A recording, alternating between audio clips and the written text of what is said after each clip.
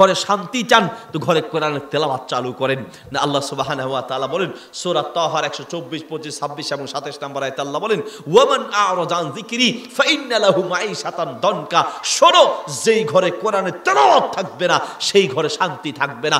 মাঈশাতান দনকা, আমি জীবনকে অশান্তিময় করে দিব, অশান্তিময় করে দিব, বিপদের উপরে বিপদ। আপনারা মনে করেন টাকার বান্ডিল থাকলেই শান্তি হবে, না না না। মাহফিলের উসিলায় আলহামদুলিল্লাহ বহু শত শত কোটি টাকার মালিকদের সাথে আমাদের উঠা বসা হয়। আলহামদুলিল্লাহ দেখেছি যার টাকা পয়সা যত বেশি তার অশান্তি তত বেশি। রাতে ঘুমাইতে পারে না, ঘুমের ঔষধ খায় তাও ঘুমাইতে পারে না। আর আপনার তো মাশাআল্লাহ আরামসে ঘুম চলে আসে। কিন্তু বড় দুঃখের বিষয় হচ্ছে যেই আল্লাহ আপনাকে এত দয়া করে আরাম করে ঘুম বানায় সেই আল্লাহর জন্য আপনি নামাজ পড়তে পারেন না, ঠিক না? বেশিরভাগ ফজরের নামাজ পড়ছি কোথায়? কম্বলের তলে। নামাজের সময় খুঁজে পাওয়া যায় না, নামাজই খুঁজে পাওয়া যায় না। নামাজ, আপনি নামাজ না পড়ে ঘুমান কি করে? আপনার সন্তানটা নামাজ না পড়ে ঘুমায় কি করে? পৃথিবীতে বেনামাজির চেয়ে নিমক হারাম কোনো মানুষ, বেনামাজির চেয়ে নাফরমান, বেনামাজির চেয়ে বেঈমান পৃথিবীতে আরেকটা হতে পারে না। আল্লাহ বলেন ইন্নাল ইনসানা লিরাব্বিহি লাকানুত, মানুষের চেয়ে নিমক হারাম কোনো জাতি হতে পারে না। একটু আপনি বিবেককে প্রশ্ন করেন তো, এশারের নামাজের রাতের 10টায় ঘুমাতে গেলেন, 10টা থেকে 11টা, 12টা, 1টা, 2টা, 3টা, 4টা, 5টা, এত আরাম করে যেই আল্লাহ আপনাকে 8 ঘন্টা ঘুম বানায়া দিল, চাইলে পেটে ডিস্টার্ব শুরু করায়া দিত, বাথরুমে যাওয়া লাগতো, ব্রেন ঘুরাইয়া দিত, পাবনার মানসিক হসপিটালে যাওয়া লাগতো, স্ট্রোক করায়া দিত, হসপিটালে যাওয়া লাগতো। আল্লাহ বলেন না বান্দা, আমি বড় দয়া করে মায়া করে আমি তোমাকে ঘুম বানিয়েছি।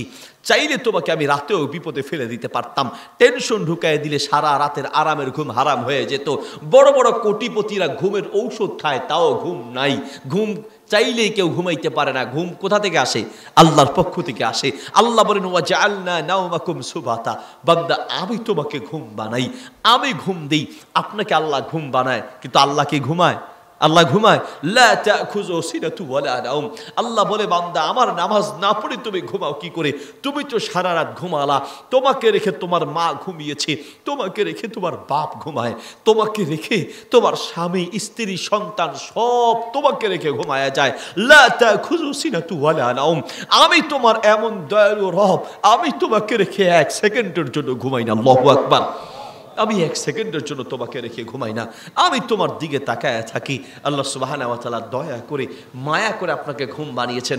8 ঘন্টা আল্লাহ ঘুম বানিয়েছেন। 8 ঘন্টা পরে ফজরের নামাজের সময় শুধুমাত্র 20 মিনিট। 8 ঘন্টা আল্লাহ আপনাকে ঘুম বানিয়েছেন, আর 8 ঘন্টা পরে শুধুমাত্র 20 মিনিট আল্লাহর জন্য ফজরের নামাজ পড়বেন। সেই 20 মিনিট আল্লাহকে দিতে পারেন নাই, তো আপনি মানুষ হন কি করে বলেন? আপনার মাঝে মানবতা নাই, মনুষ্যত্ব বোধ নাই। মনুষ্যত্ব বোধ থাকলে 8 ঘন্টা যে আল্লাহ আরাম দিয়েছে ওই আল্লাহর জন্য 20 মিনিট শুধু ফজরের নামাজ না পড়ে আপনি থাকতে পারেন না। বলতে চাচ্ছিলাম, ঘরে নামাজের পরিবেশ তৈরি করেন, ঘরে কোরআনের তেলাওয়াত চালু করেন, ঘরে ইসলামী পরিবেশ দেন, ইনশাল্লাহ ঘরে শান্তি আসবে।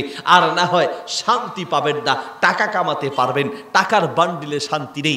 শান্তি মিনাল্লাহ, আল্লাহর পক্ষ থেকে আসে। ভাইয়ের আমার, রমাদান আসার আগে যে আমলগুলোর কথা বললাম এই আমলগুলো শিখব এবং করার চেষ্টা করব। মাঝে মাঝে ঘরে সূরা বাকারার তেলাওয়াত চালু করে দিবেন। জিন, ভূত, ব্ল্যাক ম্যাজিক আপনার কোনো ক্ষতি করতে পারবে না।